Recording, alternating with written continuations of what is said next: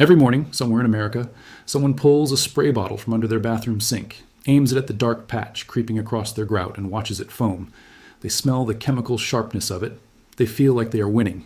By the end of the week, the patch is back. By the end of the month, it is larger. They buy another bottle. What if the product they keep reaching for was never designed to fix the problem?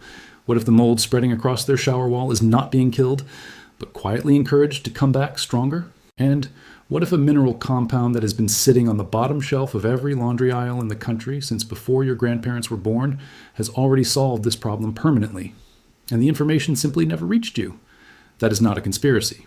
That is the quiet arithmetic of a cleaning industry built on repeat purchases. And that is exactly the kind of buried knowledge we pull back into the light here at NexReveal. What you are about to learn today costs less than $2 to apply and lasts for months. Stay with us, because the science behind it is going to change the way you think about every cleaning product you have ever bought. Before anything else, we need to correct a fundamental misunderstanding about what bathroom mold actually is, because most people are fighting it as if it were dirt. Dirt you wipe away once, and it is gone. Mold does not work that way. The dark stain spreading across your grout or silicone caulk is not sitting on the surface. It is the visible expression of a living organism that has already extended a hidden root structure called hyphae deep into whatever porous material it has colonized. The spot you can see is the smallest part of the problem. The organism living inside your grout, your caulk, your drywall, is the part that keeps regenerating that visible surface, and it will keep doing so for as long as it remains alive beneath it. This is precisely where standard cleaning sprays fail, and there is a specific chemical reason nobody puts on the label. The active compound in most mold sprays is sodium hypochlorite, the same compound found in household bleach. It is a powerful oxidizer. When it contacts the pigmented surface cells of a mold colony, it bleaches them instantly. The spot turns white or vanishes within seconds. It looks like the most effective thing you have ever used. But that reaction is cosmetic, not lethal. Here is the chemistry. Sodium hypochlorite molecules are relatively large. When you spray a bleach solution onto a porous surface like grout or caulk, the water in the solution, composed of much smaller molecules, penetrates into the material. The larger bleach molecules cannot follow. They remain at the surface. Within minutes, the chlorine evaporates into the air of your bathroom, leaving the surface damp and the colony below it completely untouched. That moisture soaks into the substrate and delivers exactly what the mold colony needs to keep growing. What appears to be a treatment is, in chemical terms, a watering cycle. The organism retreats from the surface, waits, and returns, often denser than before. Research in occupational hygiene literature has documented this pattern consistently. High immediate kill rates on visible surface spores, followed by full colony regrowth within 2 to 4 weeks, frequently exceeding the original mass. The surface clears, the colony entrenches, and the homeowner is back at the store by the end of the month. From a revenue perspective, that cycle is a perfect product. It works just enough to maintain belief, and never quite enough to solve the problem. The compound that breaks this cycle has been commercially available since the 1880s. It is called borax. Chemically, it is sodium tetraborate decahydrate, and its story begins not in a laboratory, but in one of the most extreme landscapes on Earth. In 1881, a prospector named Aaron Winters was living in a dugout shelter near the edge of Death Valley, California. He had spent most of his adult life searching for gold and silver and finding very little. What he noticed, scattered in white crystalline patches across a dry lake bed near Furnace Creek, was a mineral he could not immediately name. A passing traveler described the field test for borax, a specific chemical reaction that, when exposed to flame, produces a distinctive emerald green color. Winters performed the test by lantern light. The flame burned green. He had discovered one of the largest borax deposits in American history. Within 2 years, the Harmony Borax Works was operating on that site. Moving the mineral to market required crossing 165 miles of desert, which produced one of the most remarkable logistics operations of the era. The famous 20-mule teams pulling wagons with rear wheels nearly 7 feet tall, carrying loads of 36,000 pounds through temperatures regularly exceeding 120 degrees Fahrenheit. Those teams ran from 1883 to 1889 without losing a single animal on the trail. The name printed on the box today is the name from that era. The mineral inside it has not changed. The chemistry has not changed. What changed is who was talking about it. By the early 20th century, borax had found broad use in American homes as a laundry booster, a gentle cleaning compound, and a material with well-documented antifungal properties that households relied on for generations. Then, the post-war era of specialty branded chemicals arrived, a separate product for every surface, every stain, every specific problem, each with a proprietary formula, a patent, and a marketing budget. Borax moved to the bottom shelf, then to the back of the laundry aisle, and eventually out of the living memory of most households, not because it stopped working, Because there was no financial incentive supporting the knowledge of how to use it. A naturally occurring mineral cannot be patented. It cannot be reformulated each season. There is no quarterly earnings report that depends on your awareness of it. But the chemistry is remarkable, and understanding it will change how you think about every mold treatment you have ever tried. Borax dissolved in water produces a mildly alkaline solution with a pH of approximately 9 to 9.5.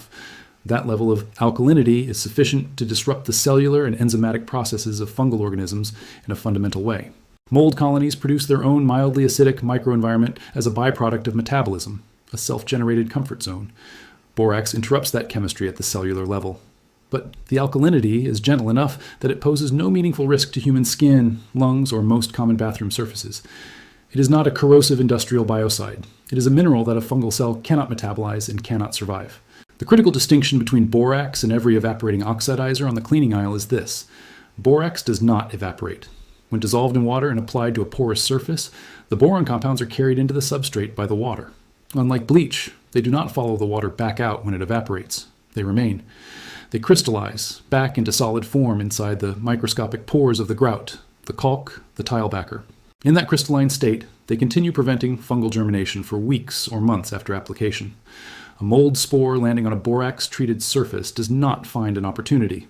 It finds a hostile environment that its biology has no mechanism to overcome. Boron is in fact a micronutrient that humans consume in trace quantities daily through food and water. Our bodies have evolved the enzymatic machinery to process and excrete it efficiently. Fungal organisms have not. When boron enters the cellular system of a mold spore at the concentrations produced by a standard borax solution, it disrupts carbohydrate metabolism and disables critical enzymatic functions. The organism cannot process the compound, cannot excrete it, and cannot survive it. The mineral that is completely benign to every person in your household is definitively lethal to the organism destroying your bathroom. Now the method. Technique matters here, and most of what circulates online gets this slightly wrong in ways that cut effectiveness significantly. Use 1 cup of borax dissolved in 2 cups of very hot water. Temperature is not a preference. Borax has a specific solubility threshold, and hot water dissolves it fully. Undissolved granules are material that will not penetrate your substrate. Stir for at least 2 minutes until the solution is slightly cloudy with no visible sediment. For any active mold patch, grout lines, caulk seams, visible staining, apply the concentrated solution with a stiff brush and scrub for a full 30 seconds per section. The physical agitation is not optional. Active colonies produce a protective biofilm, a thin matrix of proteins that physically resists penetration of treatment solutions. You have to break that film mechanically to expose the living organism beneath it to the chemistry. Without the scrubbing, you are treating the defense, not the colony. Do not rinse. This instruction will feel wrong to anyone whose instincts were shaped by bleach-based products. With borax, rinsing removes your protection before it bonds into the substrate. You want the borax to remain on the surface and inside the porous material. Let it dry. The faint white crystalline residue that may appear on dark grout after an hour is not a defect. It is the compound doing its job. After treating the visible areas, dilute the remaining solution to approximately 1 cup of borax per gallon of warm water and spray every surface in the bathroom, including surfaces with no visible mold at all: the ceiling, the corners, the area behind the toilet, the underside of the vanity. Mold spores are airborne in every bathroom at all times. The question is not whether they land, they will, but whether your surfaces allow them to germinate. Preventive treatment changes that answer for the entire room. Do not rinse the spray. Let it dry. Reapply every 4 to 6 weeks as maintenance. If you find this kind of knowledge useful, practical, grounded, the kind of information that used to travel between neighbors but now gets buried under sponsored results, this is what NexReveal is built around. Techniques that work, science that explains why, and history that puts it in context. Subscribe if you want more of it, because the archive goes deep. One note that belongs in any honest conversation about bathroom mold.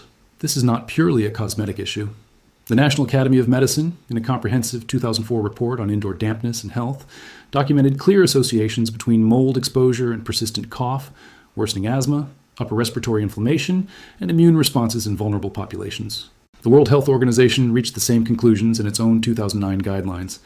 Later research extended the documented effects to chronic fatigue, recurring headaches, and sinus inflammation, symptoms that rarely get traced back to the patch of black growth behind the toilet because nobody thinks to look there. For your first treatment of an established colony, wear an N95 respirator, gloves, and eye protection. Disturbing active mold throws spores into the air, and an enclosed bathroom concentrates them. After the initial treatment, the maintenance routine needs none of that. There is nothing significant to disturb because there is no longer a colony present. 1 box of borax, 20 mule team, laundry aisle, the same green box that has not meaningfully changed its design since 1891, weighs just under 5 pounds and costs between $4 and $7. At the ratios required for bathroom treatment, that box carries most households through years of preventive maintenance. No subscription, no reformulation, no quarterly bundle.